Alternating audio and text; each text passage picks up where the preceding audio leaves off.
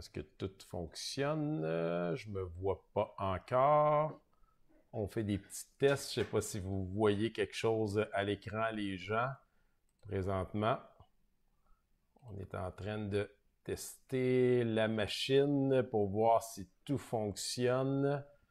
Est-ce que vous m'entendez bien pour le son, les gens qui viennent de se brancher? Si oui, je vous demande de me faire des cœurs. Ça va m'aider. Là, je vois des thumbs up apparaître à l'écran. Donc, juste pour être sûr, les gens qui viennent de se brancher, je vois qu'il y a déjà quelques personnes qui sont en direct. On est rendu déjà 95. Donc, peut-être me marquer une petite note, mettre des cœurs. Donc, le son a l'air de bien marcher. Benoît, oui, il me fait signe aussi. Salut, je refais un deuxième test avec vous autres, comme au début de la semaine, un live pour essayer de répondre à toutes vos questions en lien avec le coronavirus. Je vois qu'il y a comme un décalage sur l'image avec moi, c'est normal, parfait. Fait que je vais continuer. Excusez-moi, on est comme en petit rodage en ce moment avec mon responsable des communications, Benoît. Donc, je fais un petit retour avec vous sur toutes les différentes mesures qui ont été annoncées en lien avec le coronavirus, particulièrement au niveau fédéral. En même temps, mais je veux faire comme l'exercice qu'on a fait, répondre à vos questions, tout le monde, les gens du Québec particulièrement. Donc, je vous invite à les mettre en commentaire. Si vous aimez ce genre de live, je vous invite à le partager. Plus on va partager l'information rapidement, meilleurs seront les résultats pour que les sommes d'argent qui ont été investies par les deux paliers de gouvernement puissent se rendre directement aux gens concernés et en même temps aussi pour les questions de santé, que l'information se rende parce qu'on le constate qu'il y a encore malheureusement des gens qui ne prennent peut-être pas au sérieux comme il se doit cette situation de crise que nous voyons. Juste au Québec, on est rendu à 121 cas confirmés et un mort, comme vous le savez, dans la région de la Naudière. Donc, c'est important de continuer. Et avant de prendre les questions, les règles de base pour tout le monde. La première, naturellement, d'hygiène, de se laver les mains. Mais la plus importante, c'est la distance que nous devons garder entre chaque personne. On a vu le premier ministre François Legault puis notre super docteur Arruda, notre nouvelle vedette au Québec, qui rappelle l'importance. Donc, on va jouer dehors, mais même dehors, on essaie de garder une certaine distance lorsqu'on croise les gens pour éviter ce contact qui permet au virus de pouvoir se propager d'une personne à l'autre. Et je vous le dis là, faites tout le monde un effort. Il y a eu toute une mobilisation des artistes, des sportifs, des YouTubeurs, des influenceurs pour aller contacter les jeunes. Mais je pense aussi qu'il faut faire l'exercice avec nos aînés. Prenez le temps d'appeler vos parents, vos grands-parents, tout le monde, des amis qui sont chez eux. Premièrement, pour prendre de leurs nouvelles, parce qu'ils sont souvent seuls, ceux qui ont décidé de respecter l'isolement qui a été demandé par tous, pour leur expliquer peut-être l'importance de se protéger. On entend plein de commentaires, on voit ça sur les réseaux sociaux, on voit des aînés qui sont encore dans les centres d'achat, qui sont en groupe, qui se parlent. Peut-être leur dire qu'on fait tous des efforts et qu'on veut leur bien, nous aussi. Et je pense que de cette façon-là, ben, on va montrer combien ils sont importants pour nous et qu'on souhaite qu'ils prennent soin de leur santé aussi, qu'ils nous donnent l'exemple. Donc ça, pour moi, c'est très important. Je veux vous rappeler aussi à titre plus personnel, dans ma circonscription, les gens qui me suivent aujourd'hui, que mes bureaux sont accessibles. On vous demande de ne pas passer physiquement. Vous pouvez appeler, vous pouvez nous écrire par courriel, vous pouvez vous servir des réseaux sociaux, de Messenger. J'ai 5 employés à temps plein qui ne font que ça. Je dis 24 heures sur 24, pas 24 heures sur 24 parce qu'ils dorment, mais qui prennent le temps d'essayer de vous donner la meilleure information possible, qui grattent dans les documents parce qu'il y a certaines informations qui sont plus difficiles à avoir et qui s'assurent de vous donner l'information la plus précise possible. Donc, ça me permet en même temps de les remercier, eux et tous les employés de tous les députés, tous partis confondus, qui mettent la main à la pâte pour essayer de vous donner le maximum d'informations. Naturellement, on ne le dira jamais assez. Merci à tous ceux et celles qui s'impliquent, particulièrement les gens du système de la santé, à tous les niveaux, du docteur jusqu'à la réceptionniste, en passant par les préposés, les infirmières, aux gens qui gardent des enfants pour permettre à certains de faire leur travail, à ceux qui sont encore dans le milieu, dans les entreprises, sur les chantiers de construction, qui ont certaines inquiétudes, mais qui essaient de faire rouler l'économie, qui essaient de maintenir leur entreprise à flot. Donc, à vous tous, soyez prudents et continuez votre bon travail. Fait que je voulais vous revenir avec ça. Et dernier élément que je veux vous partager, J'ai un paramédic que je connais bien qui m'a contacté, un ambulancier, un paramédic, qui arrive sur les lieux puis qui nous faisait part que souvent les gens ne disaient pas la vérité lorsqu'ils arrivaient sur les lieux pour une urgence. Donc, quand ils arrivent sur les lieux, la première chose qu'ils vous demandent, savez-vous voyager dernièrement? Parce qu'ils ont des protocoles à suivre. Et certaines personnes ne disent pas la vérité la première fois lorsqu'ils sont contactés. Et ça met en danger leur sécurité à eux. Et en même temps, ça fait en sorte qu'ils sont obligés de prendre un pas de recul pour aller changer de protocole avant de revenir vous soutenir si vous avez besoin d'aide. Donc, imaginez si nos médecins, nos infirmiers, nos paramédics, nos pompiers ne sont pas en sécurité. L'escalade que ça peut faire, c'est à chaque fois qu'ils rentrent en contact avec quelqu'un qui a voyagé à l'extérieur, se mettre en quarantaine, ben on va manquer de mains, de bras pour pouvoir s'occuper de la santé des Québécois et des Canadiens. Donc, petite mise en garde tout le monde par rapport à ça. Le message est passé, il va se reconnaître s'il nous écoute en ce moment. Donc, je regarde mes petites notes que je voulais vous parler. Oui, je pense que c'est là. Donc, je vais prendre les questions tout de suite. En même temps, ça me permettra de vous faire un topo des différentes mesures économiques qui ont été mises en place par le gouvernement fédéral, plus particulièrement, et provincial. Si je suis capable, je vais tenter de répondre à vos questions. Et si jamais les questions ne viennent pas, j'essaierai de vous défiler certaines mesures aussi en même temps. J'ai ma mère qui vient d'écrire « Salut mon grand, salut maman, merci d'être là ». Donc, vous me permettez, ma mère qui me suit, qui est ma fan, je dirais, numéro 1. Là, je ne sais pas, on est déjà rendu à plus de 500 personnes qui sont branchées. Première question, après avoir salué ma mère, Sonia Lessard qui dit « Bonjour, qu'en est-il pour l'école supérieure, cégep, université? Croyez-vous que la situation actuelle va durer plus que 2 semaines? L'école à distance est-elle envisagée? Si oui, à partir de quand? Est-ce que nous, les étudiants qui ont perdu leur emploi, auront une compensation financière? » Bon, premièrement, pour la question des écoles, c'est de compétence purement provinciale, mais comme ancien directeur, ancien professeur, et ce que je constate, j'ai de la difficulté à croire qu'après les 2 semaines, il en reste une, que les étudiants vont retourner à l'école. Cela étant dit, il y a une différence pour moi primaire, secondaire et au niveau du collégial et universitaire. Il y a peut-être des chances qu'au niveau collégial et universitaire, que les institutions mettent en place des mesures pour des cours à distance, des travaux. Et cela étant dit, je ne suis pas dans le secret des dieux. On va en apprendre beaucoup plus, d'après moi, à partir de la semaine prochaine. Mais sincèrement, quand on regarde toutes les mesures qui sont prises par le gouvernement, j'ai beaucoup de misère à croire que les étudiants vont rentrer à l'école à court terme, même, je dirais, à moyen terme. Mais cela étant dit, on le verra en temps et lieu. Pour la question des compensations financières, on a beaucoup de questions, particulièrement pour les étudiants collégiaux universitaires qui sont à l'extérieur de leur ville natale. Il y a une mesure au niveau fédéral qui a été mise en place qui est, donnez-moi juste une seconde, je vais juste prendre le nom exact. Travailleur en arrêt. Tu veux-tu juste me donner le nom exact de la mesure? Je la cherche, excusez-moi, il y en a tellement. Je vais vous la trouver. C'est dans le cadre des mesures allocation de soutien d'urgence. Donc, c'est un montant de 5 milliards que le gouvernement a mis en place, dans lesquels les étudiants se qualifieraient s'ils ont travaillé et amassé plus de 5 000 Puis la raison est assez simple, c'est que si quelqu'un a ramassé moins de 5 000 on comprend qu'il est à la charge de ses parents qui le supportent financièrement pour son travail. Donc, on n'a pas les détails techniques. On nous a dit que ça allait être mis, ça serait disponible à partir du mois d'avril, mais les étudiants, au même titre que tous les travailleurs autonomes qui n'ont pas accès à l'assurance emploi, vont pouvoir avoir accès à ce fonds-là pour aller chercher des sommes d'argent pendant un certain nombre de semaines.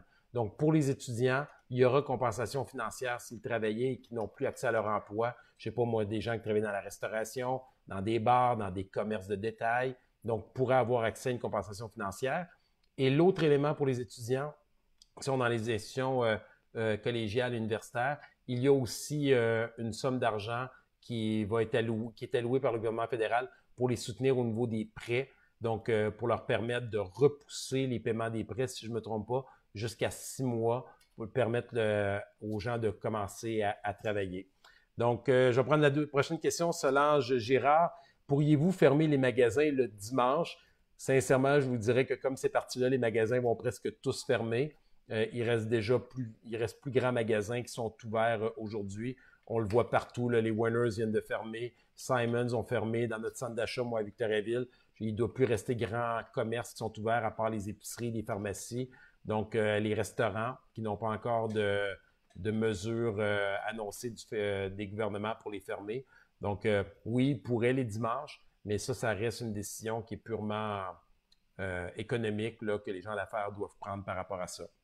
Joanie Marchand, pourquoi ne pas mettre des mesures nécessaires pour les travailleuses sociales et ne pas reconnaître les travailleuses aussi comme des anges gardiens?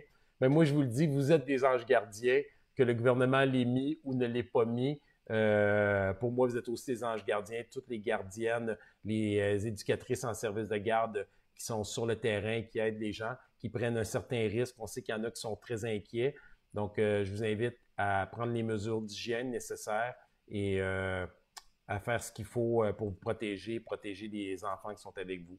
Vous me permettez, avant de continuer à répondre aux questions, vous avez à l'écran, là, je ne sais plus trop si je suis de quel bord. Je ne sais pas si je peux juste glisser cette fenêtre-là, si je suis du bon bord comme c'est là, mais en haut à gauche de l'écran, lorsque vous le regardez, je fais défiler les sites web et les numéros de téléphone d'urgence si vous voulez avoir plus d'informations. Donc, vous les voyez apparaître tant au niveau provincial qu'au niveau fédéral. On a cru bon vous les donner parce qu'il y a certaines questions que vous pouvez avoir qui touchent le volet provincial aussi. Donc, ils vont défiler tout au long du live avec vous. Donc, bonjour tout le monde. Je vois Caroline Laterreur qui vient de se brancher, André Gillard, Élément, Cindy Courtois, Pierre Fauché, Martine Perrault. Salut tout le monde. Si vous aimez le live, partagez, likez. Plus il y aura de monde, plus ça sera viral, plus on répondra à toutes les questions des citoyens et des citoyennes. Kevin, croyez-vous qu'il va y avoir une quarantaine obligatoire pour tous, comme on peut voir dans d'autres pays? Je ne crois pas que pour l'instant, le Canada, le Québec sont rendus là, mais il n'y a rien qui dit qu'on n'y arrivera pas. C'est nécessaire. Je suis convaincu que le docteur Arruda va prendre les mesures avec le premier ministre François Legault au Québec pour l'imposer. Mais en date d'aujourd'hui, lorsque j'écoute les points de presse à 1 heure, comme bien du monde au Québec, je pense qu'on n'est pas nécessairement rendu là aujourd'hui, mais il n'y a rien qui dit qu'on n'y arrivera pas. J'espère qu'on n'y arrivera pas, sincèrement. Michael Perron, quand sera en ligne le lien pour faire la demande pour les personnes qui doivent rester à la maison, pour les enfants, pour recevoir l'argent? Probablement en avril, d'après les informations qu'on a, les documents du gouvernement fédéral vont être disponibles. Ça me permet en même temps de faire un petit lien pour tout le monde. Si vous avez des questions, et je vous le dis, là, on est enseveli de demandes à mon bureau, et je suis convaincu que c'est pareil dans les bureaux de mes confrères, consoeurs députés. Première chose, moi, je vous invite dans mon cas à aller sur mon site web alainrayes.ca. On met en front page, là, à la première page, lorsque vous ouvrez alainrayes.ca, toutes les informations, communiqués de presse avec les numéros de téléphone, les liens web pour aller chercher l'information. Donc, ce qu'on vous demande, sincèrement, si vous voulez nous aider à répondre au maximum de questions, allez là en premier, allez sur le site, essayez de voir si vous comprenez, vous avez accès à l'information en allant au lien direct. Puis sinon, vous contactez mon bureau et on va tenter du mieux qu'on peut de répondre à vos questions. Donc, ça me permet en même temps de lisser l'information. Même chose pour les gens qui sont à l'extérieur du pays, qui tentent de revenir. Tout est là, toute l'information, les numéros de téléphone, les endroits où s'enregistrer, des questions au niveau de l'assurance emploi. Donc, on met ça à jour à chaque fois qu'on réussit à trouver des nouvelles informations. Mais là, ben, on est en live. Vous avez l'opportunité de les poser, puis je vais essayer d'y répondre. Daniel Lucier. J'aimerais savoir s'ils ont pensé aux coiffeurs autonomes sans revenu présentement, comme moi et beaucoup d'amis. Donc, ça me permet de répondre à la question, Daniel, très pertinent. Tant au provincial au fédéral, ils ont mis en place un fonds pour soutenir les travailleurs autonomes qui n'ont pas accès à l'assurance emploi. Donc, au niveau fédéral, c'est un nouveau programme là, qui s'appelle, et là, je ne vais pas me tromper, je l'avais ici, allocation de soutien d'urgence. C'est 5 milliards que le gouvernement fédéral a mis de côté. Le problème, c'est que ce document-là, les informations pour s'inscrire, vu que c'est un nouveau programme, vont être disponibles juste au mois d'avril. Théoriquement, à Ottawa, la semaine prochaine, des députés vont se présenter pour pouvoir autoriser, débloquer les sommes. Tous les partis, je tiens à le dire, on collabore tous ensemble. Il n'y a pas de partisanerie là-dedans. On veut s'assurer que les gens reçoivent l'argent. Donc, les travailleurs autonomes vont pouvoir avoir accès à des sommes au même titre que les étudiants. En réalité, toute personne qui n'est pas supportée par le programme d'assurance emploi et qui a gagné plus de 5 000 $ au courant de la dernière année aura le droit à des sommes d'argent, si je ne me trompe pas, jusqu'à 573, 65, 76 $, 55 jusqu'à un maximum de 55 % du salaire pour un montant maximum de 570, 575. Je n'ai pas le chiffre exact. Donc, dès que ça va être disponible, personnellement, moi, je vais le partager. Vous allez en entendre parler dans les médias. Si vous n'êtes pas de ma circonscription, vos députés, j'imagine, vont vous partager l'information. Salut Stéphane Alain, je viens de voir qui s'est branché. Cindy Courtois, comment te sens-tu, toi, Alain, par rapport à cette crise? Bon, c'est une question personnelle, mais en même temps, je me sens bien, honnêtement. J'ai des inquiétudes comme tout le monde, Cindy. Bon, j'ai toussé un peu à un certain moment donné, mais en même temps, j'ai pris ma température à tous les jours pour m'assurer que je n'avais pas de symptômes. J'ai eu la chance, j'avais un rendez-vous médical qui était déjà cédulé, fait que ça m'a permis de parler à mon médecin pour pouvoir me sécuriser personnellement. Mais on a tous des craintes quand on sait que le premier ministre a été mis en quarantaine. On vient d'apprendre aujourd'hui que le ministre des Affaires étrangères, François-Philippe Champagne, aussi passe des tests présentement parce qu'il a côtoyé quelqu'un qui l'a. Puis ces gens-là, on les a tous côtoyés à Ottawa. Donc, je prends des mesures comme tout le monde. Ma famille est chez nous. On est seulement 3 employés qui travaillent au bureau. Les autres sont tous en télétravail. J'ai annulé tous mes rendez-vous en personne. J'ai annulé tous les rassemblements que j'avais. Bon, la plupart ont été annulés même par les organismes de façon préventive. Donc, je prends les mesures nécessaires pour éviter de contacter les gens. Et je fais quelque chose que je vous invite tous à faire. Aller prendre l'air à tous les jours. J'essaie soit d'aller marcher ou d'aller courir, prendre l'air dehors. On essaie d'éviter les gens quand on court, on voit du monde, on essaie de s'éloigner un peu. Donc, je vous le dis, prenez l'air, ça fait du bien. Restez pas à la maison tout le temps, mais prenez en même temps des mesures pour ne pas être dans des regroupements. Si vous parlez avec vos voisins, vous êtes capable de parler comme si on était d'un perron à un perron, comme les Italiens qui jouent de la musique. Donc, ça ne vous empêche pas de garder contact. Puis les jeunes, puis les moins jeunes, c'est le temps d'aller sur Facebook, c'est le temps d'être devant vos ordinateurs et vos TV. Il n'y a personne qui va vous reprocher aujourd'hui d'être scotché, d'être accroché après vos écrans de télévision. Donc, je vais dire comme le docteur Arruda, faites des choses que vous n'avez jamais faites. Commencez à cuisiner, vous n'avez jamais cuisiné. Écrivez des chansons, amusez-vous, textez, écrivez écrivez à vos amis, appelez vos parents, vos grands-parents. Puis, comme dans le bon vieux temps, les plus vieux, là, où on restait accroché quand on était ado là, sur le téléphone pendant une demi-heure, une heure, ben, faisons la même chose aujourd'hui. Donc, merci Cindy de te préoccuper pour moi puis ma gang. Je suis très zen aussi, je vais finir avec ça. Moi, j'ai confiance à la société. Puis je pense que si tout le monde travaille ensemble, on va minimiser les impacts. Ça va être dans le meilleur intérêt de tout le monde. Martine Perrault. On devrait fermer les magasins, pharmacies, épiceries, etc. le dimanche pour leur donner un répit, ça serait une bonne idée. Comme je dis, les magasins, d'après moi, vont fermer d'une façon ou d'une autre. Mais dans le cas des épiceries, des pharmacies, oui. Puis vous dites le dimanche, mais on pourrait peut-être même penser encore plus là. On pourrait fermer le samedi, dimanche, le week-end pour qu'ils puissent tous se reposer. En même temps, ben, je pense à ces employés-là qui, eux autres, peut-être que c'est leur salaire puis ils réussissent à le garder. Il y a des gens qui sont très inquiets financièrement pour la suite des choses. Ça va être difficile. Et aussi pour des compagnies qui vont peut-être avoir de la difficulté à sortir de cette crise-là en vie pour pouvoir repartir. Donc, j'étais un peu ambigu, puis je me dis, ben, ils vont prendre la décision. S'ils se rendent compte que les employés ne peuvent pas continuer, j'imagine que c'est quelque chose qui va arriver tôt ou tard. Salutations à Sylvie qui s'est branchée, Madeleine Proux, Maxime Bellil qui est là, Patricia Morissette, Nick Simoneau et tout le monde, Stéphane Alain, je l'ai dit tantôt, Nicole Boisgiroux, Madeleine Gascon. On est plus de 400 encore en boucle. Je trouve ça fantastique. Partagez, likez si vous aimez et on sera encore plus de monde, comme je le disais, qui vont pouvoir suivre cette période de questions-réponses. Francis Bourque. Classe moyenne qui n'ont pas la TPS à cause qu'ils font plus, qu'est-ce qu'il va y avoir pour eux? Tous les avantages financiers sont pour la classe moins fortunée, les corporations. Allocation canadienne pour enfants bonifiés, 300 $ par enfant envoyé au mois de mai. Ça, c'est quelque chose qui est une mesure qui a été mise en place. Donc, 9 familles sur 10 ont des enfants. Au mois de mai, ils vont recevoir un 300 $. Pour la question de la TPS, tu as tout à fait raison, Francis. Les mesures du gouvernement ont ciblé particulièrement les gens qui sont les plus à risque financièrement et ont peut-être mis en pan d'autres groupes de la société. C'est des choix que le gouvernement de Justin Trudeau a fait. Est-ce qu'il pourrait avoir plus pour les autres? J'ose croire que dans le budget qui devrait être adopté dès qu'on va retourner à la Chambre des communes, on va voir des mesures pour les autres tranches de la société. Donc, pour la question de la TPS, si je ne me trompe pas, c'est 300 $ pour une personne et 600 $ pour un 400 $, 400 $ et 600 $ pour un couple que les gens vont avoir une shot pour essayer de les aider financièrement pour leur remettre de l'argent. Donc, très bonne question. Je vais essayer de la partager à notre responsable des finances, Pierre Poilievre, pour voir qu'est-ce qui va être fait. On a aussi beaucoup de questions en lien avec les aînés qui n'ont pas grand-chose pour les soutenir financièrement dans le cas de cette crise-là. Sébastien Hardy, combien de cas dans la circonscription?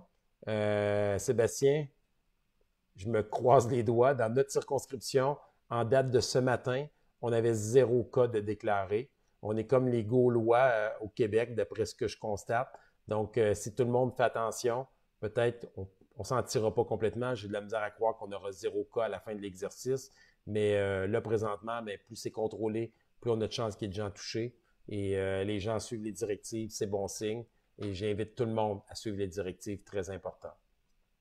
Nicole Boisgiroux, parlez s'il vous plaît du chemin Roxham. OK, là je vais faire un topo, puis après ça, si vous voyez des gens qui posent des questions sur le chemin Roxham, là, je vous invite à leur dire d'écouter le live. Là.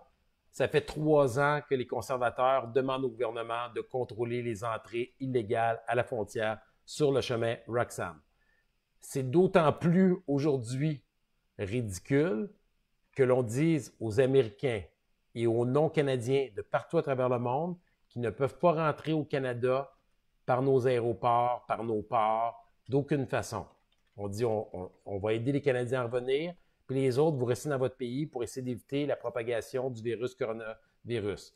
Donc, c'est illogique qu'on permette à des gens de rentrer de façon illégale dans un endroit qu'on connaît et qu'on les laisse rentrer. Puis en plus, ces gens-là rentraient, on faisait des tests, puis après ça, on les laissait partir pour leur demander de revenir.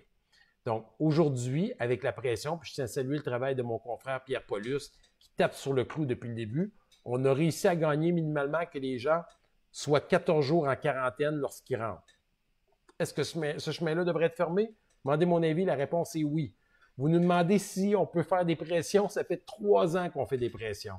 Mais, je veux dire, on est limité dans ce que l'on fait. Là. Il y a un gouvernement qui est en place, qui est élu par la population de façon démocratique. Donc, la position des conservateurs est claire par rapport au chemin Roxham et par rapport à toutes les entrées légales. Il doit y avoir des contrôles. Le gouvernement doit mettre en place des mesures. Et c'est illogique qu'on permette à des gens de rentrer là si on ne le permet pas à d'autres endroits. Donc, on a gagné ce petit bout-là. Je vous assure qu'on fait de la pression à tous les jours face au ministre de la Sécurité publique, Blair, et Pierre Paulus ne lâche pas le morceau de ce côté-là. Donc, les autres questions sur le chemin Roxham, là, on en reçoit plein, là, mais je vous le dis, là, c'est fait, on fait tout ce qu'on peut, mais on ne peut pas gagner toutes les batailles. Puis là, à un moment donné, il va falloir que le gouvernement libéral assume ses responsabilités. Aujourd'hui, on est en mode collaboration.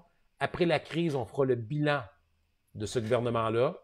On jugera si les mesures sont arrivées trop tard. Est-ce que c'était les bonnes mesures? Est-ce qu'ils ont mis tous les moyens pour nous protéger, pour aider l'économie de notre pays? Et si ce n'est pas le cas, il y aura une élection. Puis je vous invite à voter conservateur. Je vais être content, mes confrères vont être contents.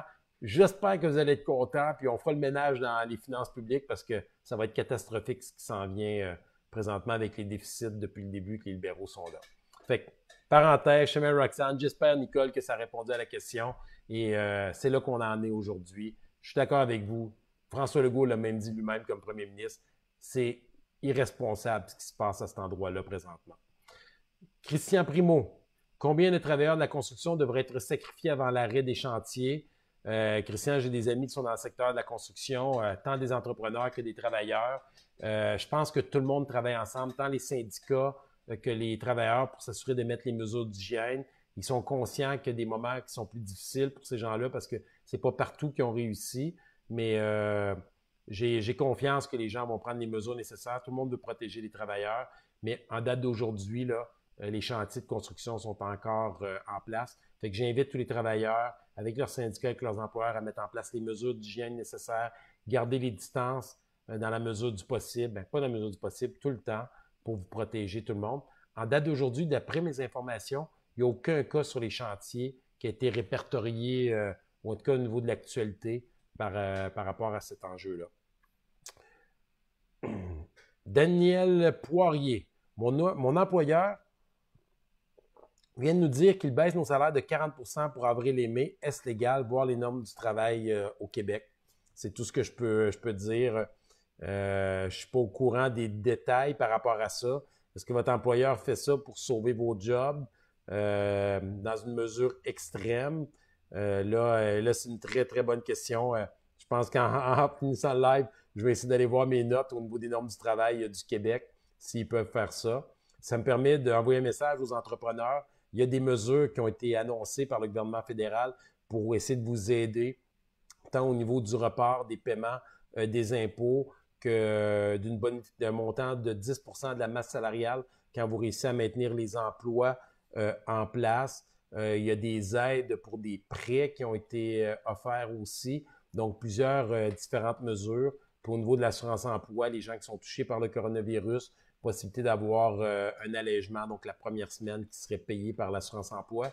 Toutes les personnes qui ne sont pas touchées par l'assurance-emploi, ben, eux, de leur côté, vont avoir accès au fonds d'urgence qui a été allocation du soutien d'urgence, qui va vous permettre d'aller chercher une somme équivalente à l'assurance-emploi pendant, si je ne me trompe pas, une quinzaine de semaines pour ça. Estella Normando, bonsoir à vous. L'argent qui est mis pour gérer la crise, est-ce que c'est de l'argent que le Canada a ou c'est de l'argent que le gouvernement prend dans d'autres enveloppes budgétaires? C'est de l'argent que le gouvernement prend dans nos poches parce que ça va être dans le déficit, parce qu'on sait déjà que le prochain budget allait être déficitaire. On sait déjà qu'on va finir l'année 2019 avec 30 milliards. On sait déjà que dans le dernier 4 ans, on a eu pour 80 milliards de déficit.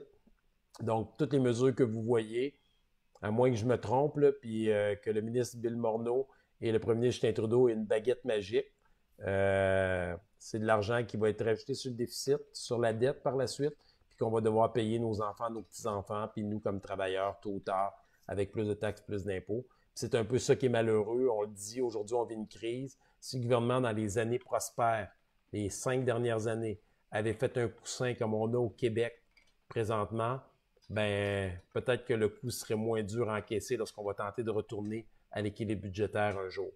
Donc, c'est de l'argent qu'on n'a pas, c'est de l'argent qu'on emprunte avec les capacités des gouvernements, mais qu'on va devoir un jour rembourser ou payer des intérêts tout simplement dessus. Règle de base économique, donc c'est pas de l'argent qui vient, d'après moi, d'enveloppes qui sont présentes. La plupart, c'est même des nouveaux programmes que le gouvernement a inventés, sont en train d'écrire, ou de la bonification d'argent dans des programmes existants. Véronique Laprise, salut Véronique. Pouvez-vous mettre de la pression sur le gouvernement pour préparer les risques d'inondation en même temps que les mesures sanitaires? C'est clair, les gouvernements travaillent là-dessus. Ils ont déjà annoncé que pour les inondations, les sites là, pour recevoir les gens, ça va être très difficile si la situation ne se résorbe pas avec le coronavirus. Donc, les gouvernements travaillent là-dessus depuis longtemps et ils vont devoir avoir des mesures en place si les inondations sont au même niveau que l'année passée. On se croise les doigts. C'est pas à chaque année qu'il y en a de la même intensité que l'année passée, mais malheureusement, il va en avoir encore à certains endroits. Je sais que plusieurs municipalités, là, mes anciens confrères et consoeurs, ont travaillé très fort pour mettre en place des structures pour essayer d'éviter que ces choses-là se reproduisent. Il y a différentes techniques utilisées. Les gens apprennent à chaque fois. Donc, on va espérer que ces choses-là vont aider cette année. Marc Dargy, bonsoir, M. Reyes. Qu'en est-il d'un possible report du paiement de l'hypothèque résidentielle pour les particuliers? Ce que j'ai lu, j'ai vu Desjardins qui a avisé les premiers, puis la plupart des autres institutions financières, banques, je crois, ont emboîté le pas. La plupart, je regarde mon assureur, moi, qui nous a contactés par courriel pour dire, bon, pour les gens qui ont de la difficulté à faire les paiements, il y a des mesures qui vont être mises en place pour les soulager, reporter les paiements. Je pense que la plupart des grandes compagnies sont en mode proactif. Je pense à Vidéotron, Bell, qui ont aussi avisé que les gens qui avaient de la difficulté à faire leur paiement, il y aurait des mesures qui seraient mises en place pour les soutenir. Donc, les grandes institutions, assureurs, compagnies, sont vraiment dans un mode de soutien, embarquent. De manière, la réalité, c'est qu'ils n'ont pas le choix parce que sinon, c'est la banqueroute, là. Donc, tout le monde doit y mettre un peu du sien. C'est clair que les banques ont de la pression de la part des gouvernements pour pouvoir soutenir l'économie. Et on voit les taux d'intérêt qui vont diminuer aussi, qui diminuent présentement. Donc, ça risque d'aider un peu certaines personnes. En tout cas, j'espère la grande majorité des gens là, qui ont des hypothèques résidentielles. Ce qui risque d'être dur, c'est les gens qui voulaient, dans l'économie maintenant, des gens qui vont perdre leur emploi, donc qui vont peut-être reporter un achat d'une maison, reporter des rénovations. Un achat d'une maison, je parlais avec un agent immobilier, ben, c'est l'agent immobilier, c'est le notaire, c'est l'arpenteur, c'est la décoratrice, c'est le magasin de meubles, c'est le magasin d'électroménager. Fait que vous voyez, c'est toute une chaîne, une escalade qui va s'en suivre par la suite, qui va faire très mal. Puis ces gens-là, ben, s'ils n'ont pas de revenus, ben, ils vont moins consommer. Puis c'est la boucle du capitalisme qui est remise en question par la force des choses. Cindy P.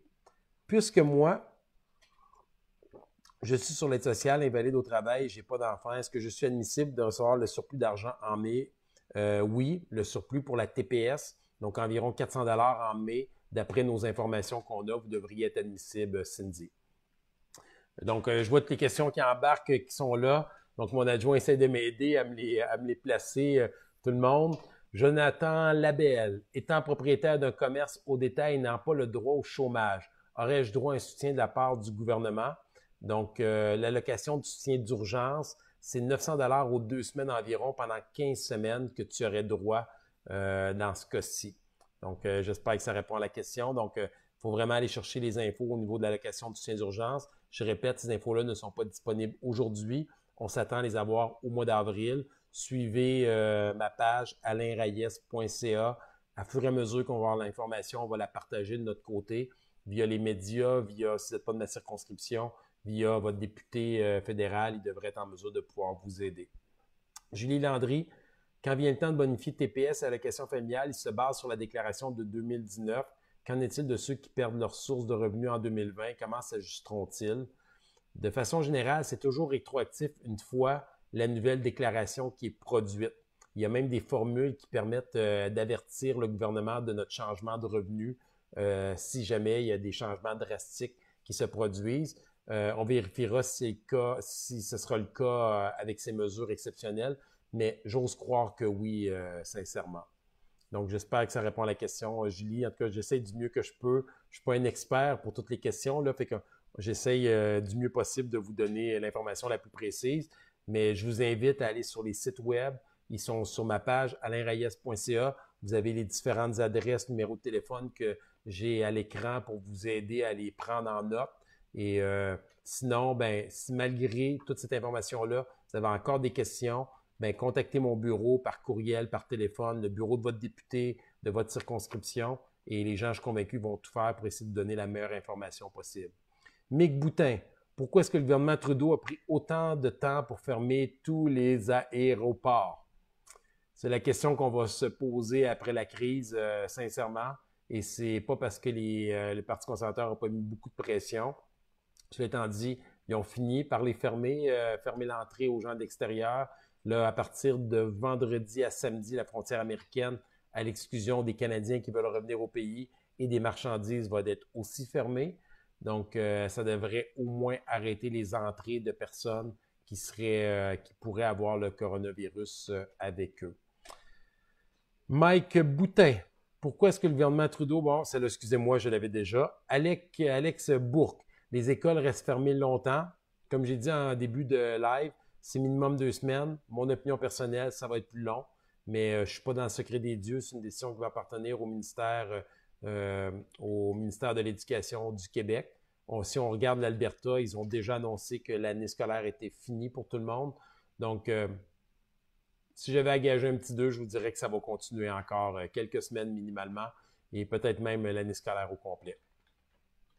Donc, je regarde les gens qui sont branchés. François Durocher qui est là, Adèle Boula, salut Adèle, Charles Dubois, Manon Boucher, Cathyane, Marie-Pierre Cloutier. Salutations à tout le monde qui se branche pour suivre le like, partagez si vous aimez, ça va pouvoir donner le maximum d'informations aux gens. Nous autres, ça va nous enlever une pression sûrement dans les téléphones qu'on va recevoir puis les courriels, moi, mes confrères, consoeurs. Donc, Jean-François Barry, je continue. Pourquoi les enseignants sont à plein salaire et non au chômage? C'est dans les conventions collectives, tout simplement. Donc, dans ce cas-ci, ce n'est pas leur décision. Donc, ils sont en attente présentement. Dans certains cas, ils ont des directives qui leur sont données. Ils se préparent un plan B en cas qu'ils doivent retourner au travail. C'est un peu comme des journées pédagogiques, tempêtes, et ainsi de suite. Donc, c'est déjà... c'est pas juste pour les enseignants, je vous dirais, c'est pour toute la fonction publique. Lorsqu'ils sont dans des forces majeures, ils restent à la maison disponibles en cas de rappel. Guylaine Pelletier.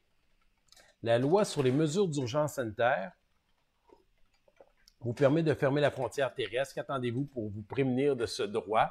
Comme je l'ai expliqué tantôt en lien avec le chemin Roxham, la même chose au niveau des aéroports. Ça appartient au gouvernement fédéral. Le gouvernement fédéral, c'est le gouvernement de Justin Trudeau. Vous avez beau me dire, les gens qui sont minoritaires, on est en situation de crise, on lui a offert notre support au gouvernement, on lui a fait part de nos recommandations, Mais une fois cela étant dit, la Chambre ne siège plus. C'est le pouvoir exécutif du gouvernement qui prend les décisions aujourd'hui. Et en ce moment, la pression populaire et la pression du Parti conservateur a fait en sorte que le gouvernement a fini par fermer la frontière aux aéroports. Et là, ben, aujourd'hui, on a réussi à gagner au moins la mise en quarantaine du chemin Roxham. On va espérer que le gouvernement va continuer dans cette même lignée-là pour la suite des choses. Et après la crise, ben, on fera l'analyse de tout ça, puis le gouvernement assumera les responsabilités des bons et des moins bons coups naturellement par rapport à ça. Audrey Frappier. Bonjour, M. Réel. J'étais supposé commencer un emploi chez Desjardins demain, mais étant donné la situation, mon embauche doit malheureusement être reportée puisqu'il n'y a pas de possibilité de faire de la formation. Je me retrouve donc sans salaire jusqu'à nouvel ordre. Êtes-vous au courant s'il y a des subventions, des moyens pour venir en aide à des personnes comme moi? C'est simple, allocation de soutien d'urgence, 5 milliards que le gouvernement fédéral a mis en place. Il y a une seule condition. Vous devez avoir gagné 5 000 $ au courant de la dernière année. Donc, c'est bon pour tout le monde qui ne sont pas touchés par l'assurance emploi. Et le seul hic, c'est que c'est un nouveau programme. Quand on va rentrer à Ottawa la semaine prochaine, on va autoriser les fonds et le gouvernement va rendre disponibles les informations par la suite. Les gens pourront appliquer, puis aller chercher un montant d'argent équivalent à ce que les gens ont avec l'assurance chômage, l'assurance emploi. C'est 55 % du montant que vous gagnez jusqu'à un montant d'à peu près 575 $ par semaine. J'espère que les réponses sont assez précises, en tout cas du mieux que je peux, donc j'essaye. Si jamais j'ai dit des erreurs, je vous assure qu'on va retrouver votre commentaire et on va vous le corriger ce soir avec mon équipe. Alexandra Houle, la nouvelle prestation d'urgence sera-t-elle rétroactive depuis l'arrêt des écoles? C'est à vérifier, mais on ne croit pas. Comme je vous dis, on va devoir avoir plus de vérifications à faire lorsque le programme va être connu de la part du gouvernement, lorsqu'on aura accès à toute l'information. Isabelle Couture, ma fille de 16 ans et mon fils de 19 ans ont perdu leur emploi. Ils payaient de l'assurance emploi depuis 2017. Vont-ils avoir de l'assurance chômage? Je suis obligé de le dire, là, où ils ont dit tous les cas qui ne sont pas prévus par l'assurance emploi, on va les traiter là. Et ils sont donnés du temps, le temps qu'on alloue les sommes d'argent, je vous dirais pour peaufiner, puis essayer de voir tous les cas. Donc, à chaque fois que vous faites part de ces informations-là, nous, on les prend, on transmet ça. La même chose, les libéraux doivent faire ça de leur côté, les fonctionnaires.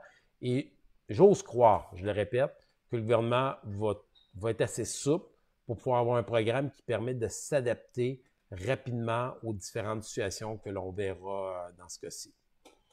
Maxime Bellil, salut Maxime. Est-ce que le virus reste stable ou ça continue à augmenter? La réalité, c'est que ça augmente, mais moins drastiquement en ce moment qu'ailleurs où c'est la crise dans d'autres pays. Il faut voir en Italie ce qui se passe, là. C'est majeur. En réalité, ce que tout le monde souhaite, c'est de ne pas vivre ce que l'Italie vit, où là, les médecins sont obligés de faire des choix drastiques pour savoir qui ils vont soigner. Ils ont quelqu'un, exemple, qui a 70 ans, ou ils ont un jeune travailleur de 35 ans, et là, ils doivent décider lequel parce qu'il y a juste un lit. Et là, ils sont obligés de prendre des décisions qui sont inhumaines, si vous voulez mon avis, tout simplement, parce que le système n'est pas capable de prendre cette charge-là. C'est un peu le travail que font les agents de santé publique en ce moment. Ils tentent d'aplanir ce qu'on appelle la courbe pour faire en sorte que le système puisse supporter une entrée de personnes malades dans les hôpitaux. Donc, c'est juste ça l'objectif. Puis en même temps, bien, plus on fait attention, bien, plus on se donne du temps pour le temps que les gens trouvent un vaccin, un médicament qui va nous permettre de soigner les personnes puis d'arrêter cette hémorragie pandémie qui est mondiale. À ce moment, là, on est rendu à plus de 170 pays, si je ne me trompe pas, qui sont touchés par le coronavirus. Fait qu'il n'y a pas de frontières, là. À partir du moment que quelqu'un est touché, en contact, quand vous allez dans un endroit, bien, si le virus s'est installé, quelqu'un que le virus a touché un comptoir, bien, le virus, d'après les statistiques, là, c'est Yolène, une enseignante de sciences, qui me confirmait ça lors du dernier live. Par la suite, c'est 3 heures que le virus. Ça peut jouer un peu, dépendamment du type de surface, mais c'est grosso modo 3 heures que le virus reste en place. Donc, imaginez, vous allez dans un endroit public, vous touchez un comptoir, vous n'êtes pas lavé les mains, donc ça colle encore mieux sur la peau. Ben, si vous aviez le virus, vous le laissez là, quelqu'un passe après vous, touche au même comptoir, ben, automatiquement, il est contaminé. Donc, c'est là le risque de contamination puis de propagation rapide, là. Alexandre Fournier, penses-tu qu'on va devoir tout fermer les usines et tout le reste, mis à part les services essentiels pour s'en sortir? Ultimement, s'il faut en arriver à ça, le gouvernement va y arriver, mais je pense qu'aujourd'hui, les mesures qui sont prises par le gouvernement provincial au Québec et le fédéral qui se rajoutent à ça tranquillement devraient nous permettre peut-être d'éviter ça. On l'a vu, ça a été de façon graduelle. Ça a commencé par quelques commerces, tous les lieux de loisirs. Aujourd'hui, il ne reste plus grand-chose d'ouvert à part les pharmacies et les hôpitaux, les centres de santé et les épiceries, dépanneurs. Donc, il n'y a plus grand-chose à faire à part que rester à la maison, écouter des séries, faire des puzzles, jaser, jouer à des jeux de société, aller prendre des marches dehors. Donc, je pense que c'est ça qui est... Il faut prendre soin de nous. Ça va remettre en question toutes nos valeurs, nos façons de faire et on va souhaiter qu'on s'en sorte tous le mieux possible. Marie-Claire Gouin, est-ce vrai que le virus mute et atteint de plus en plus de personnes dans la quarantaine? Pas selon la santé publique du Canada, à ma connaissance, mais on n'en entend pas vraiment parler ici au pays. Mais il y a des risques que le virus ait une certaine mutation. Il y a certains spécialistes qui disent ça aussi. Et si c'est le cas, ben, ça complique les choses, d'où l'importance de prendre des mesures drastiques dès maintenant. Steve Tremblay, est-ce que vous croyez que plus de mesures devraient être prises pour protéger la population du virus? Si oui, quelles sont les améliorations à apporter? Je vous le dis, le Québec, pour moi, là, est un chef de file. Je suis toutes les conférences à 1 heure du premier ministre, de la ministre de la Santé, du docteur Arruda, et je pense qu'ils prennent les bonnes décisions. Eux savent déjà les scénarios potentiels, le scénario le plus positif, le scénario le plus négatif. Et leur objectif, c'est de maintenir ça au scénario le plus positif. Et à fur et à mesure que la maladie évolue, le virus, excusez, pas la maladie, évolue dans la société, ben, ils prennent des décisions. C'est des décisions dans lesquelles ils doivent peser le pour et le contre. De tout fermer demain matin, c'est pas nécessaire, puis de tuer notre économie, de mettre tout le monde sur le chômage, c'est pas nécessairement mieux. Il va y avoir d'autres séquelles d'anxiété, de stress, de maladie. Donc, je pense qu'il faut essayer de jauger tout ça. Moi, sincèrement, je leur fais confiance. Je suis positif dans tout ça et je pense qu'il faut rester positif et on va y arriver tout le monde ensemble. Il n'y a pas d'autre façon, de toute manière. Je prends mon souffle, ça défile. Pascal Bilodeau, après cette crise, il faudrait s'assurer qu'il n'y ait pas de gros monopole. Exemple dans l'aviation, qu'en penses-tu, Alain? C'est purement ce que tu écris là, Pascal, philosophie conservatrice. Plus il y a de compétition, mieux que c'est, plus les prix sont contrôlés, plus on évite des prises de contrôle. Et ça évite aussi, dans un cas comme ça, que les entreprises profitent de la crise en augmentant les prix. Vous êtes leurs clients, donc c'est clair. Le principe de l'offre et la demande, on l'a vu dans l'aviation. Il y a un nombre de places disponibles pour amener du monde, les compagnies en ont profité. En même temps, c'est les lois du marché, puis ils essayent de se refaire pour tout l'argent qu'ils perdent présentement. Il va y avoir des contre-coups astronomique au niveau économique présentement pour certaines compagnies. Il y a malheureusement des gens qui ne pensent pas. Là, j'ai vécu 3 grosses situations assez folles. On pense au 11 septembre à New York. Je pense à la crise du verglas au Québec. Je pense à là ce qu'on vit avec le... Bon, ceux qui profitent de ces situations-là, pour moi, sont 3 petits points. J'arrête là. Des mots que je ne devrais pas dire en public. Jonathan Prieur. Moi, je suis travailleur saisonnier. Je finis mon chômage dans 2 semaines. Vont-ils continuer ou je dois refaire une demande? En ce moment, on vérifie ce genre de situation. On a beaucoup de questions de gens qui étaient déjà sur le chômage et que là, bon, est-ce qu'ils vont être capables d'en avoir tout de suite parce qu'ils ne seront pas nécessairement retrouver un nouveau travail entre-temps. On a des cas de femmes qui étaient enceintes, qui ont accouché, qui étaient en congé. Là, ils retournent sur le marché du travail, donc ils n'ont pas nécessairement accumulé assez d'heures. Puis là, bang, on leur dit qu'ils ne peuvent pas rentrer au travail, donc est-ce qu'ils auront droit à l'aide? On imagine qu'ils vont aller piger dans l'allocation de soutien d'urgence dans ce cas-ci, mais malheureusement, je n'ai pas accès à cette information-là, Jonathan, présentement. Mais c'est des questions que l'on pose à nos contacts, parce que les députés, on a des lignes directes parlementaires pour avoir accès à des informations, mais malgré tout, cette information-là, on n'est pas capable de l'avoir par les experts du gouvernement. Donc, il reste encore un peu de travail à faire, un peu beaucoup, je devrais dire, de la part du gouvernement libéral par rapport à ça. Ariane Simoneau, est-ce que ça pourrait durer plus longtemps que le 14 jours actuel? Ariane, la réponse, elle n'est pas à 100% parce que c'est pas moi qui décide, mais je te dirais que j'avais gagé un 2 je gagerais que oui, clairement. Et plus qu'un autre 14 jours, d'après moi. Caroline Charon. Une personne est déjà sur l'assurance emploi. Est-ce qu'elle pourra se prémunir du fonds d'urgence pour l'éventualité qu'elle ne peut retourner au travail? Merci pour votre excellent travail. C'est oui, d'après nos informations. Mais comme je l'ai dit, on le vérifie par rapport à ça pour être sûr que cette information-là est bel et bien véridique. Mais on ne l'a pas écrit noir sur blanc, mais c'est vers ça qu'on s'enligne d'après nous. Hélène Cholette, un homme de 70 ans qui travaillait et que son employeur l'a arrêté de travailler, doit prendre ses vacances ou il peut avoir son chômage. Oui, bonne question. Je dirais qu'il devrait écouler ses vacances en premier, s'ils sont payés, et après avoir le droit à son chômage par la suite, mais je pèse mes mots là, pour être sûr. Ça serait à vérifier d'après moi pour être certain. Mais j'ose croire qu'il va avoir le droit. Et encore là, quelqu'un de 70 ans, c'est une des questions qu'on pose. Théoriquement, il n'a pas le droit au chômage. Donc, est-ce qu'il va avoir accès à l'allocation d'urgence à ce moment-là parce qu'il a besoin de son revenu? C'est pour ça qu'il travaillait.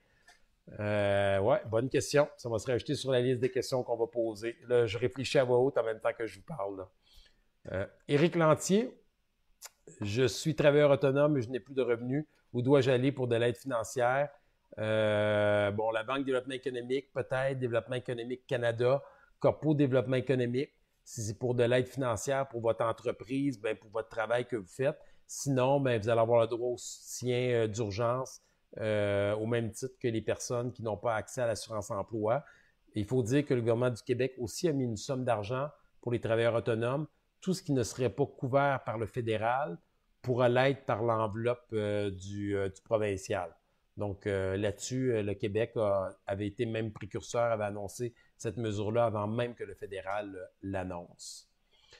Ouf, ça défile. On a encore beaucoup de questions qui s'en viennent, qui sont là. Je vois Hugo Laplante vient de se brancher. Annie, mon adjointe. Merci Annie pour ton travail. Nancy, vous me permettez, je vais les nommer en même temps. Daniel Turcotte, Alexandre Mayotte qui fait du télétravail, que je vois tous les matins avec sa fille sur ses épaules. Antoine Tardy, mon adjoint à Ottawa, Benoît Plamondon, donc tout le monde au bureau qui tente du mieux qu'ils peuvent de vous soutenir tous les jours pour répondre à vos questions et qui sont comme vous, qui sont inquiets, mais qui prennent le temps de me soutenir par rapport à ce travail-là. Patricia Morissette, salut Patricia. Est-ce qu'on a une idée de la notation des élèves si l'année est finie pour l'an prochain? Très bonne question, aucune idée. J'ose croire que ça va être réussite ou échec. Si on se fie à l'Alberta, ils ont fait passer tous les élèves. Déjà, je vous dirais que dans les écoles primaires, secondaires, c'est très rare qu'un élève double une année maintenant complètement. C'est des mesures d'appoint qui sont installées. Donc, les écoles, je suis convaincu, vont prendre les bonnes décisions par rapport à ça. Et ces décisions-là ne devraient pas théoriquement pénaliser les jeunes pour ce dossier-là. Mike Boutin. Que pensez-vous des mesures mises par Legault et non respectées par la grande majorité? Pensez-vous que le gouvernement devrait prendre des mesures plus drastiques contre ceux-ci?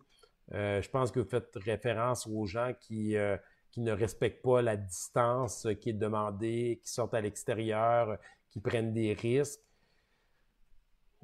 Si je me fie aux experts, ils disent tous que là, on ne peut pas envoyer la police dans toutes les rues puis commencer à donner des tickets. Dr Arruda, excusez, en a parlé longuement. Il faut faire confiance. Je pense qu'en même temps, on peut être plus directif quand on croise quelqu'un, toujours en étant respectueux, c'est très important. Mais moi, je peux vous le dire, j'ai appelé mes parents, puis je leur ai fait la morale. Ils respectaient déjà les règles, mais je voulais être sûr qu'ils respectent les règles. Donc, j'ai haussé le ton, puis je leur dis que je ne vous voyais pas aller à l'épicerie, vous avez besoin de quelque chose, vous nous le dites, on va y aller. Je le faisais en riant naturellement, mais je pense que si on voit quelqu'un, moi, des fois, c'est arrivé, j'ai dû aller à l'épicerie acheter du lait. Je me suis tenu loin naturellement parce que je suis un personnage public. Les gens ont tendance à s'approcher. Mon réflexe naturel, c'est de donner la main. C'est comme ça que j'ai appris à faire de la politique, à rencontrer les gens. Mais on revoit toutes ces façons de faire. Puis là, je regarde les gens, je m'excuse, je peux pas vous toucher. On garde une distance. Quand les gens arrivent au bureau, on leur demande de rester à 3 mètres, nous autres, de mon personnel. Et on leur parle, puis on y arrive. Et donc, je pense qu'on va essayer de s'entraider tout le monde. C'est la meilleure façon. Restant respectueux, en faisant de l'éducation, en informant les gens Je pense que c'est la recette du succès présentement. Martine Girard, qu'adviendra-t-il du soccer cet été? Russe, là. Et si les choses se stabilisent, est-ce que le gouvernement va lever le pied? Ce qui était encourageant, c'est qu'on voit qu'en Chine, ils disent que la situation s'est stabilisée. Il faut comprendre que ça a commencé au mois de décembre, donc on peut faire le calcul. Janvier, février, mars, donc 3 mois que ça a duré cette crise-là. Là, ils commencent à avoir les réponses, mais plus tard au printemps. Ce que moi je trouve le fun, c'est que s'il commence à faire beau, ça va nous permettre d'aller travailler sur nos terrains, de prendre l'air, de respirer un peu, tout le monde ensemble. Karine Bolduc, que peux-tu dire pour encourager le personnel de soutien des commissions scolaires? Moi, j'ai envie de vous dire que je vous aime. Personnellement, les gens du milieu scolaire, les gens du milieu de l'éducation, vous êtes importants. Pour moi, la base d'une société, c'est le niveau d'éducation de sa population. Et le travail que fait le personnel de soutien, on ne le dit jamais assez. Je me rappelle à chaque fois qu'il y avait la semaine du personnel de soutien, on tentait de faire des petites activités, de poser des petits gestes pour vous dire merci au quotidien. On pense souvent aux professeurs, après ça aux directeurs d'école, aux professionnels. On oublie souvent les gens qui sont dans l'ombre, au même titre que dans le système de santé, je pense aux réceptionnistes, aux préposés qui nettoient, les concierges dans les écoles, les secrétaires. Donc, vous êtes importants. Il faut s'entraider. Faites votre maximum. Puis ensemble, on va y arriver. Fait que lâchez pas. C'est tout ce que je peux vous dire. À tout le monde, lâchez pas. Vicky Fréchette, est-ce qu'il va y avoir des directives pour les salons de coiffure et d'esthétique? Peut-être que le gouvernement va envoyer des directives. Pour l'instant, il n'y en a pas. Je suppose que c'est souvent parce que c'est des contacts 1 à 1. Mais moi, je dis aux gens qui ont des salons de coiffure, d'esthétique, ne lésignez pas sur les mesures d'hygiène. Assurez-vous de poser la question aux gens qui rentrent, vos clients, si vous êtes encore ouvert. Est-ce que vous avez voyagé à l'extérieur? Est-ce que vous avez côtoyé quelqu'un qui a voyagé? Et aux clients, ce que j'ai envie de vous dire, c'est est-ce que c'est essentiel? C'est la question qu'on devrait toujours se poser avant de poser un geste. Au même titre que les jeunes qui veulent se regrouper ensemble pour faire un souper ou faire un party dans un sous-sol. Est-ce vraiment essentiel aujourd'hui? Vous êtes bien mieux de prendre soin de vous aujourd'hui pour pouvoir en faire plus de parties plus tard.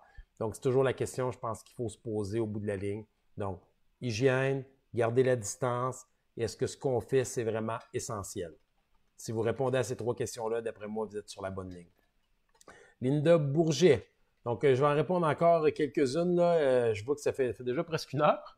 On va essayer d'en faire encore quelques-unes, là, puis après ça, je vais être obligé de vous laisser là, parce que je vais me reposer. J'ai une autre grosse journée encore demain de mon côté et on veut tous passer au travers de cette crise-là. Linda Bourget, si mon employeur me place en arrêt et je n'ai pas le coronavirus, je dois faire une demande de chômage et attendre 28 jours avant d'avoir un montant d'argent. Est-ce bien cela? Bon, ça va me permettre de faire un topo par rapport à ça. Quand vous demandez du chômage, la première semaine est aux frais de la personne. Et après, le gouvernement va vous donner jusqu'à 55% du salaire jusqu'à un certain nombre de semaines. Le hic, c'est que vous allez être payé votre semaine 2, mais votre argent, vous ne l'aurez pas à la semaine 2 après 16 jours, après 14 jours, excusez-moi. Vous allez le recevoir beaucoup plus tard et d'après les informations qu'on nous dit, ça prend grosso modo 28 jours avant que l'argent soit transféré dans les comptes de banque aux travailleurs. Donc, c'est ça un peu l'idée du 28 jours, mais vous allez être payé à partir de la 2e semaine. À moins que vous ayez le coronavirus, que vous ayez été mis en quarantaine, que vous avez un membre proche de votre famille qui a le coronavirus, vous êtes obligé de vous en occuper. Là, dans ce cas-ci, les mesures, ce qu'on nous dit d'assurance-emploi, éliminent la première semaine de carence qu'on appelle et fait en sorte que vous êtes payé dès le début dans ce cas-ci. En ce moment, là, on travaille, ça me permet, là, je fais le topo là, parce que je finis avec les gens. J'essaierai de répondre à certaines questions qui vont défiler par la suite. Mais ce que je vais vous dire, c'est qu'on travaille sur les mesures qui ont été annoncées pour les entreprises. On va partager ça, j'espère, demain. Communiqué de presse à tous les organismes, municipalités, entreprises, chambres de commerce sur mon territoire particulièrement et sur ma page web alainrayes.ca. Ça va être partagé aussi sur les réseaux sociaux. Donc, pour les entreprises, les gens d'affaires qui me suivent sur les réseaux sociaux, puis aussi peut-être pour les gens qui s'intéressent, les travailleurs, vous allez avoir accès à l'information. Tous mes communiqués de presse, tous les détails, on les met sur ma page web et on les partage sur mes réseaux sociaux. Je vous invite à les suivre, à les vérifier en premier. C'est vraiment important. Et après ça, si malgré tout, c'est pas assez précis, contactez-nous. On va tenter de répondre à vos questions. Je tiens à vous dire aussi qu'on travaille avec les élus municipaux. Demain, j'ai un appel avec tous les élus de la MRC des Sources dans la région d'Asbestos. La semaine prochaine, c'est prévu avec mon confrère Éric Lefebvre et Sébastien Schneeberger qu'on va parler avec les maires de la MRC d'Arthabasca et l'érable pour eux, mais la MRC d'Arthabasca. Et on est en train de préparer aussi de la documentation et des informations pour les maires du Val-Saint-François, donc qui touchent à mes 3 circonscriptions. Je vous invite à partager l'information lorsque vous la voyez. Mieux on va être informé, mieux on va se comporter tout le monde ensemble pour venir à bout du coronavirus. C'est extrêmement important. Merci à tous ceux et celles qui suivent les directives. Merci à tous les employés qui soignaient les personnes, qui prenaient soin des gens dans le système de santé, dans le système de sécurité publique, les policiers, les ambulanciers, paramédics, les pompiers, à tous les intervenants des services de garde qui gardaient les enfants permettent à ces gens-là de travailler, à tous ceux et celles que j'ai oubliés. Prenez soin de vos aînés, prenez soin de vos enfants, prenez soin de vous autres, tout le monde. C'était un plaisir de faire ce live-là avec vous autres. Vous avez été tout le long entre 200 et 600 personnes qui ont suivi le live. J'espère que ça vous a aidé à en savoir un peu plus. Pour moi, c'était un plaisir de le faire. Merci à mon personnel pour finir qui m'a accompagné dans toute cette démarche. Merci à mes confrères du Parti conservateur, les employés du parti qui nous aident à trouver l'information parce que, je vous le dis, là, c'est peut-être la situation la plus frustrante que j'ai. Ce que je vis le plus frustrant, c'est de voir comment c'est difficile d'avoir accès à l'information au niveau fédéral, mais on finit, à force de travailler, par la trouver. À tout le monde, salutations, bonne soirée, prenez soin de vous autres, puis j'essaie de faire un prochain live la semaine prochaine, lundi, mardi ou mercredi, là, dépendamment de mon agenda. C'est un plaisir. Bye bye.